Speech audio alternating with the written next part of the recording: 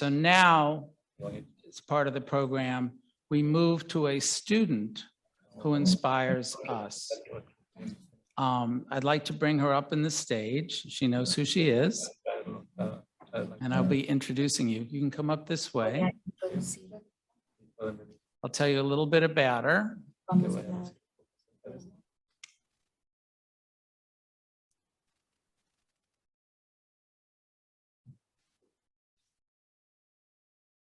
This is Alejandra Lopez Nestor. Let me tell you about this student who we're honoring tonight with an Al Wright Memorial Migrant Scholarship. Alejandra is currently a student at Warrenton High School in Warrenton, Oregon, on the Oregon coast.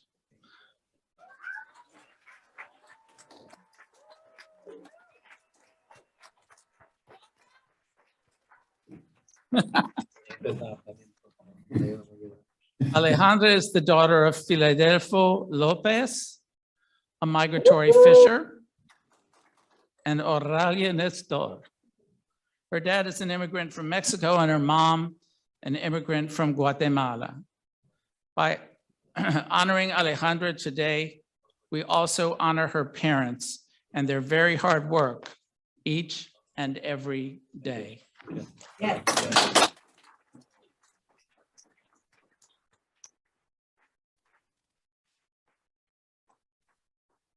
Alejandra has, you're all sitting down, so this is good, 3.95 weighted GPA. Extraordinary.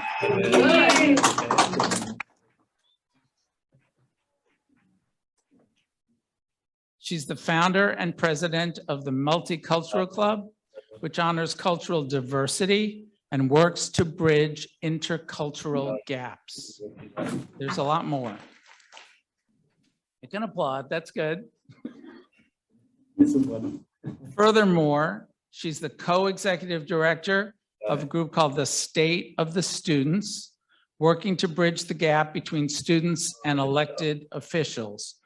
And she's done that directly herself. She has spoken before Oregon state legislative committees, worked on policy for her home county, and worked on state and federal campaigns. 2 support letters that were sent with her application tell a lot more about her story. And I'd like to read some excerpts from both of them. I think you'll appreciate that. The first is from the executive director of the Oregon Trio Association. And he writes, Alejandra has the most impressive resume of activities, sports participation, academic accomplishments, and community service I have seen in 5 years of working with students pursuing post-secondary education. However, I will not be writing in regards to any of these achievements. It's my opinion that the actual value of Alejandra and the reason you should also believe in her potential lies in her determination to be the best version of herself. All students face adversity. Alejandra has grown up dealing with the challenges of language barriers, a low-income household, and racial inequities in our rural community. Though I never would have guessed she has faced an ounce of struggle in her life before working together. The passion and swagger with which she attacks each day is beguiling. Alejandra refuses to believe she cannot be the best or that she could not achieve her dreams. And then the second letter is from her English teacher from Warrenton High School. And that teacher says, I first became associated with Alejandra as a seemingly shy 9th grade student in English 1. I don't think she said more than 10 words in class until about a third of the way through the year when we were discussing the concept of code switching as presented in the novel To Kill a Mockingbird. I still remember the light that came into her eyes as she made connections to her own experience as the daughter of Spanish-speaking immigrants with almost no formal education. A couple of weeks later, when she stood up as To participate in her first debate, Alejandra had learned to roar. Since that time, I've worked with and or supported Alejandra in her efforts to increase ninth grade success, to make Warrenton High School a more inclusive institution, to promote the Black Lives Matter movement on the North Coast, and other causes aimed at improving communities for all. She interned for a state representative who is pro tem speaker of the Oregon legislature, volunteered as a state representative campaign intern. She serves on the American Association of Student Councils, is co-director of State of Students, and is on the steering committee for Civics Unplugged. Now a senior, Alejandra plans to pursue a degree in political science or public policy, and is committed to being a force for state and national policies that advance equity.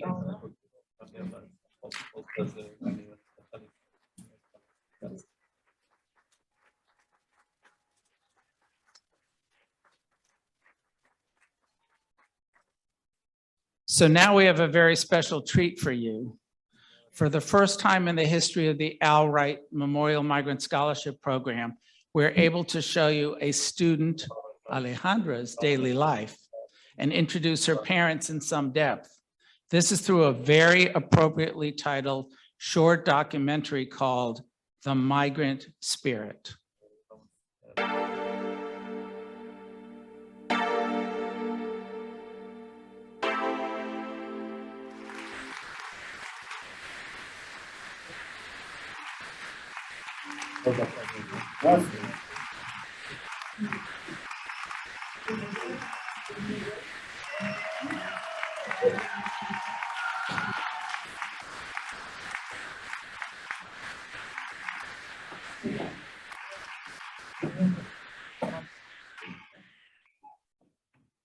I'd like to bring up the folks from her local program, her region from Oregon, and any Oregonians who are here to come behind her as she speaks. Come up. Ladies and gentlemen, and members of the migrant education community here in San Antonio, I want to give you Alejandra Lopez, Nestor.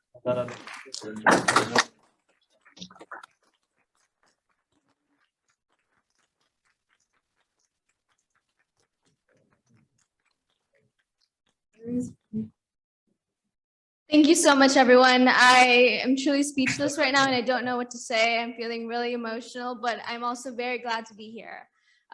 So how is everyone doing? Are we doing good?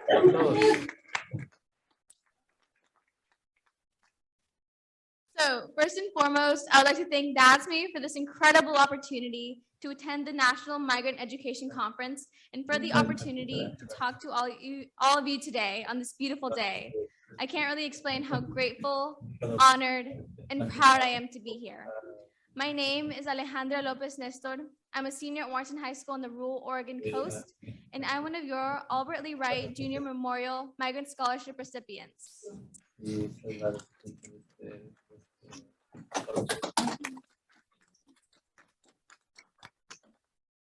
I am the daughter of immigrants. Who here is a child of immigrants or is an immigrant themselves? Raise your hands. Thank you so much for raising your hands. Coming to this conference, I knew there'd be some, but not this many. I'm overwhelmed by the vibrant immigrant presence here today. My father is from Santa Rosa, Caxahuaca, Oaxaca, Mexico, and my mother is from Patulul, Sutitepeques, Guatemala. Today, I'm going to share with you my story.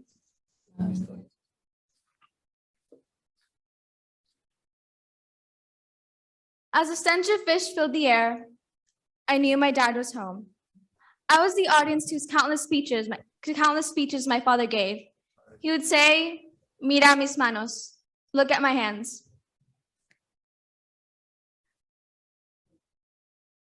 In them, I would see the cracks, splinters, and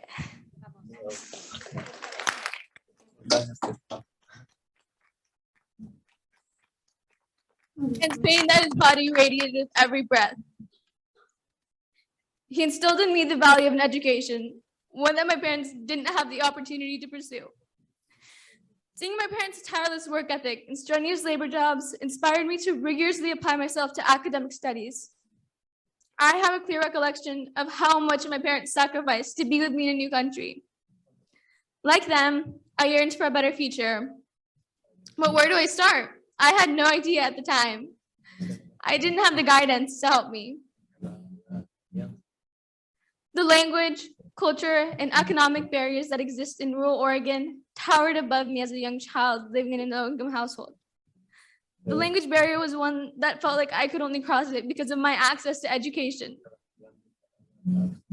Helping my parents navigate the world around them, I searched for a role model who went through similar struggles. I wanted to see that it was possible for me to overcome the ones I had, but I never could seem to find one. Being extremely introverted since youth caused me to feel invisible to the world around me. Feeling isolated and disconnected was a recurring theme.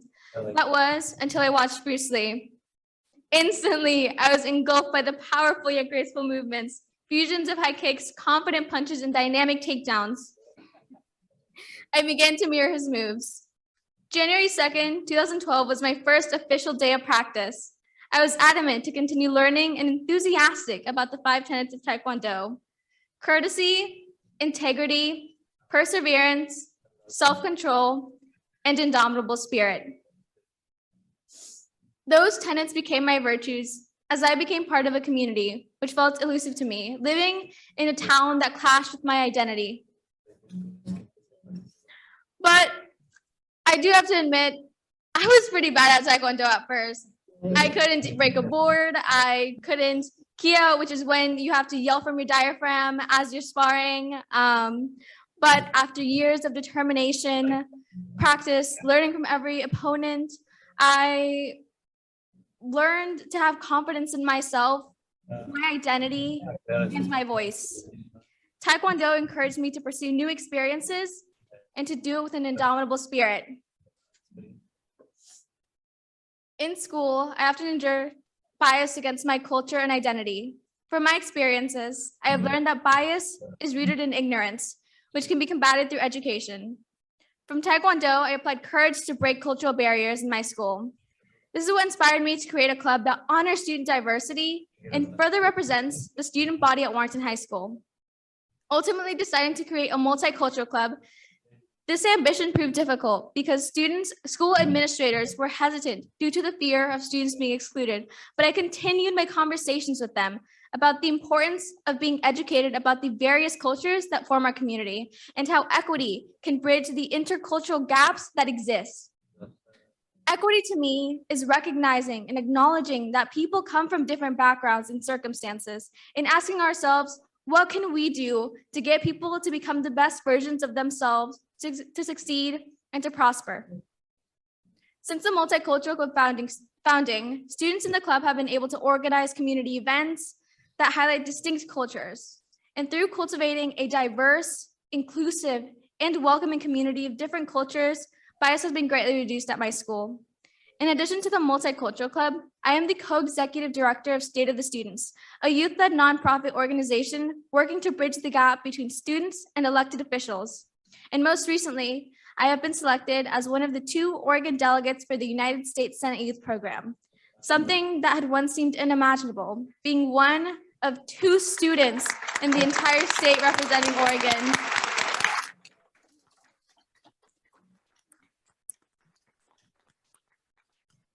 It was then that I realized that this prestigious award was within reach. I continued to put my indomitable spirit into action when I became aware of the nation's focus on social injustice. I have faced bias, prejudice, and ignorance towards my culture and identity, and seeing the national movements, I was inspired to organize peaceful protest, which brought together hundreds of people in my community.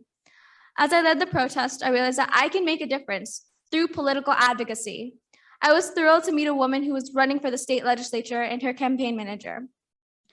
Learning from them sparked an intellectual curiosity in me that I have since been inspired to pursue, helping elect public officials who champion equitable policies in Oregon. My passion continued to flourish as an intern in her campaign, then the Oregon legislature, then Clatsop County, and now on a federal congressional campaign. Seeing the power that policy has to better my community is why I strive to further my education and to have a career advocating for policies that concretely improve lives. My ultimate goal is to bring an equity lens to policy at the local, state, and federal levels. A turning point in my advocacy career was during my internship in the Oregon legislature. I read testimonies for House Bill 2475, the Energy Affordability Act. Low-income families detailed how their children had to wear gloves and layers inside their homes because they could not afford the exorbitant cost of heat. This hit close to home because I also had to wear layers and gloves inside my home for the same reason. Even now, I can still remember how freezing cold it was. And typing for online school, the pain that your hands felt because it was so stiff and it was so cold. Despite these hardships that many low-income and immigrant families face in this country, many need support to advocate for themselves. I started working more political and legislative internships at the local and state levels, which allowed me to advocate for students, agricultural workers' rights, and low-income families. Advocating for legislation at the local, state, and federal levels is how we as people will inevitably shape the future for generations to come.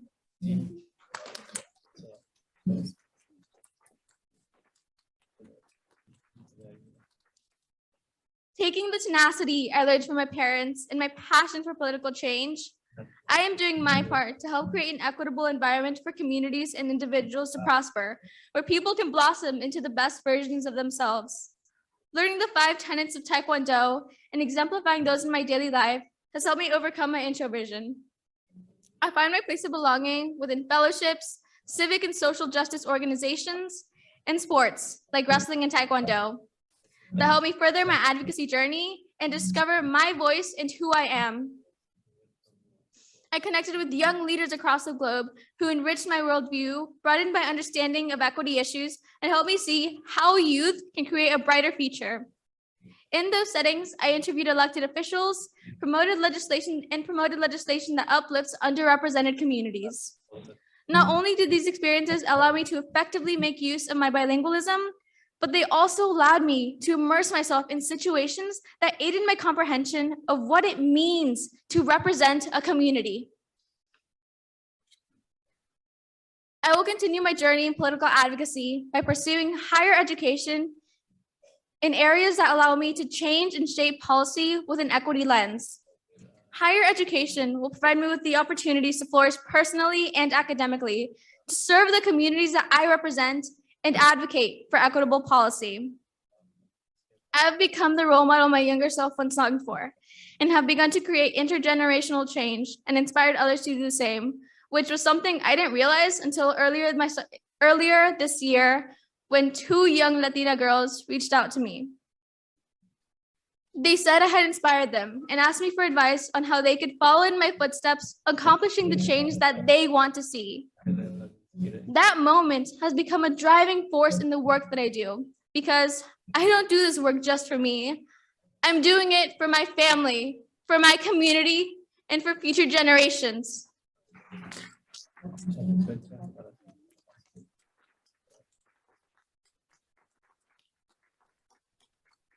What I would like for you to take away with you today is that everyone, students, teachers, directors, parents, whoever you are, you can make a meaningful difference to bridge the cultural, social, and language gaps that exist in communities around the United States. Every single one of you here is capable and has the power within to create meaningful change and cultivate communities so students like me have a place of belonging. We can do it together, and we are doing it now. But before I end, I have one more ask for everyone here today. Please stand up or raise your hand if you are the child of migrant workers. If you're a migrant worker yourself. Or altogether, yeah. Sorry, I should have clarified that. If you know migrant families, and if you work with migrant families, look around you. This is our community, and we together are the bridges connecting our communities beyond state lines. If I can be the bridge to get you all standing up and raising your hands, anyone can make a meaningful difference. Thank you.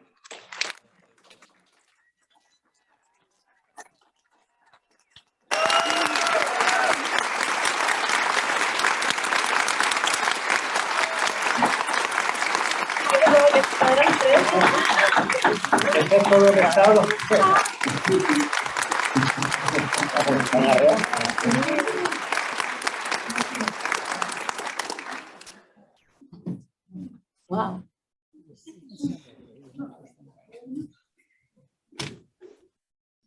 Three things to add to that magnificent speech.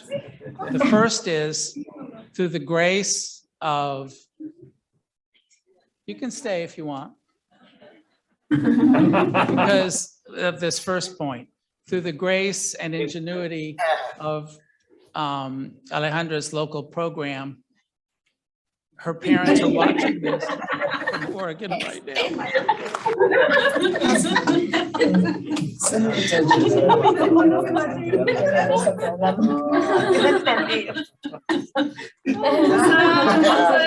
Oh, que levantemos la mano.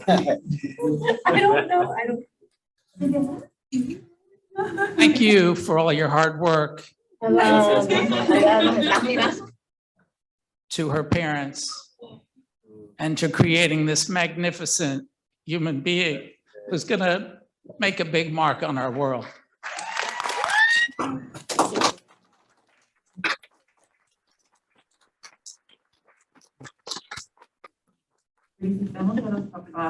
Two other things, Alejandra, just today, and she handed me this card.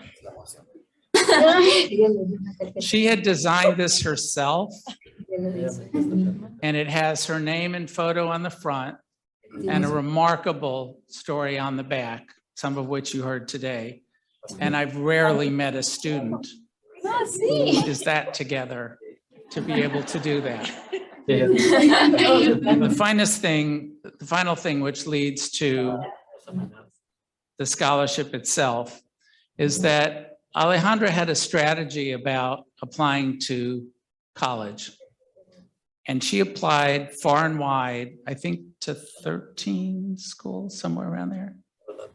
She can't remember, but it's a dozen, 13, 14 schools. And she's gotten a lot of acceptances.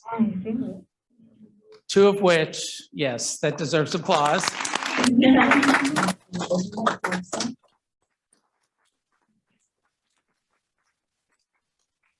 Two of them include Mount Holyoke College and George Washington University in Washington, D.C.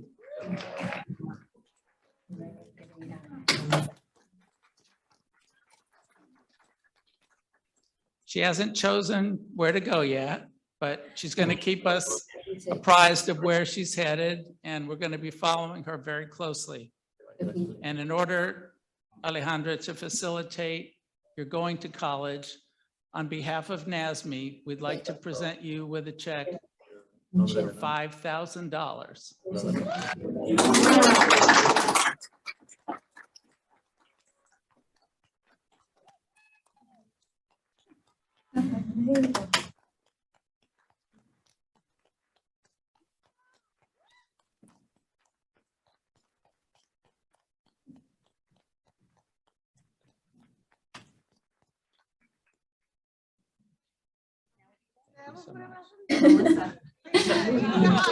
I know.